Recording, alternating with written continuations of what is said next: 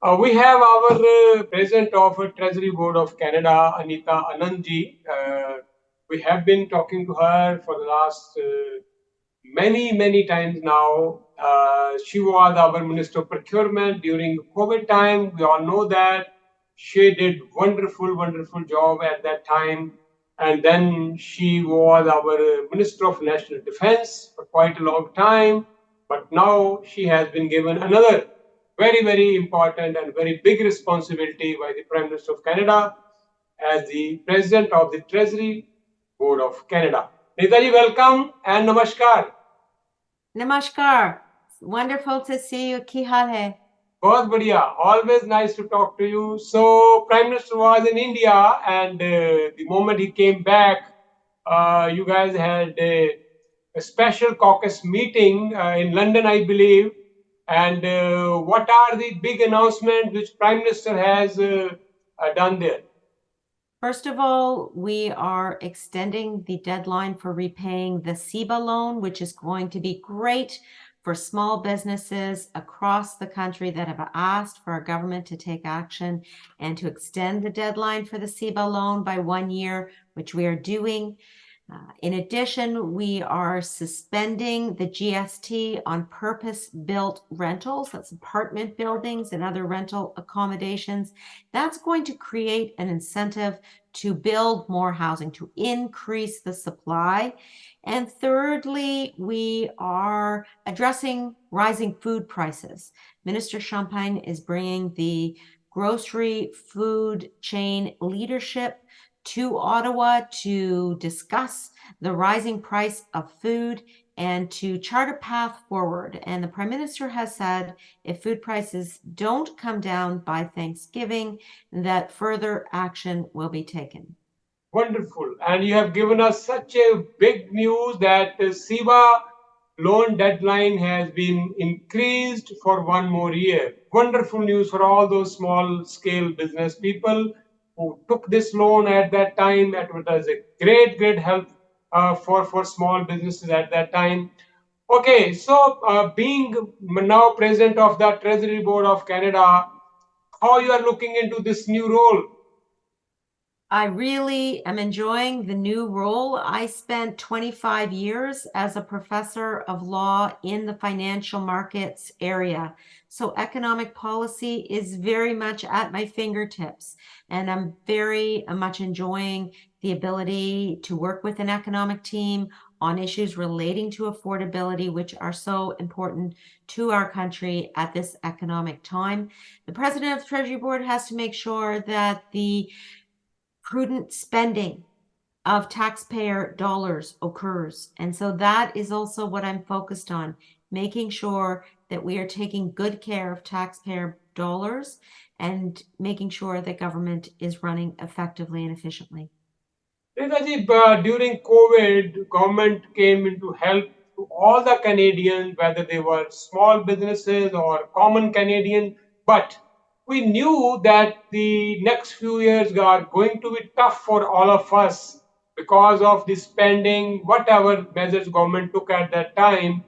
But now it is really pinching all of us. It's really tough for the common man. Because of inflation, government is trying its best to bring it down, but the interest rate, they are really, I mean, giving hard time to Canadians. So how these measures are going to help them? The cost of living is an issue that is affecting everyone. And so what we need to do is address different parts of the economy to benefit the most vulnerable and Canadians generally. So, for example, we have the Canada Child Benefit that's lifted 500,000 kids out of poverty. We have the $10 a day childcare that's enabling families to go back to work. And that has ensured that our unemployment rate is one of the lowest in the G7. And now with the extension to the SEBA loan, that's going to prevent bankruptcies, we hope. That's going to allow small businesses to stay stable. And we know small businesses are the backbone of the Canadian economy. And we're also making sure we address rising food prices by calling in CEOs to Ottawa. Minister Champagne will be meeting with them to ask them to account for these high prices and hopefully bring those prices down. Okay, but Mr. Jagmeet Singh, who is leader of NDP, he has tweeted recently that he's bringing a bill wherein these CEOs of these all big food companies, they are going to be somewhat accountable. All these companies, we know that they are making billions of dollars profit. So on the other hand, Canadians are struggling. So any move on the government side to curb these things? We are the government that is going to continue to be there for Canadians. You mentioned the pandemic. That's exactly what we did during the pandemic with PPE, vaccines, and rapid tests.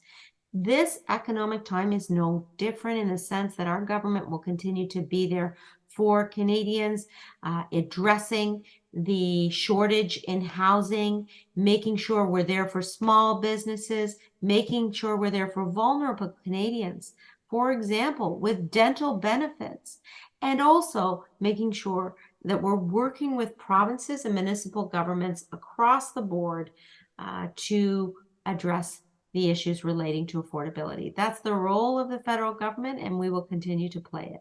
Okay, last question before you go. Government has decided to bring in hundreds and thousands of immigrants to Canada. On the other hand side, we are struggling with the rental accommodation right now. Prime Minister and Minister of Housing has time and again said that they are trying to do their best to add in more and more affordable housing. But so far, this is another challenge. So we need immigration. There is no question about that. Hundreds and thousands of international students are coming here after graduating. They are getting PR. They are getting permanent residence in Canada. So this is another challenge. And on the other hand, we have a huge high interest rate, which is not coming down in next couple of years. We can see.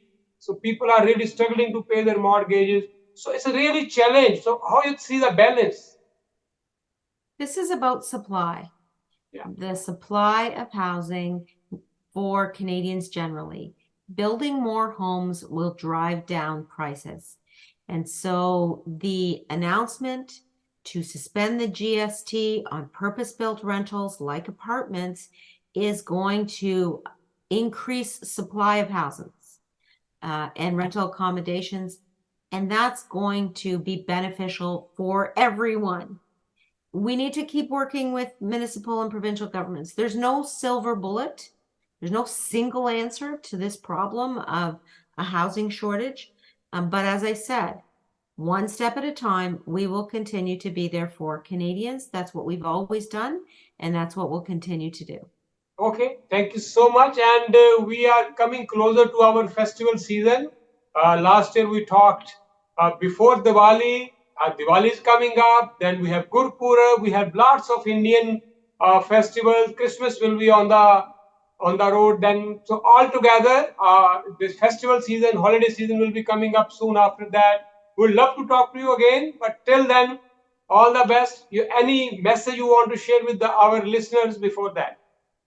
Well, I would like to say thank you to all of your listeners for being such wonderful citizens during the pandemic and beyond. I've seen many of you at various celebrations, whether it's Janmashtami or other celebrations, and I can't wait to talk to you again at Diwali and to wish everyone a very, very happy Diwali season. So we'll look forward to it, and I can't wait to eat the Diwali sweets, which are my favorites. Namaskar. See you soon. TK.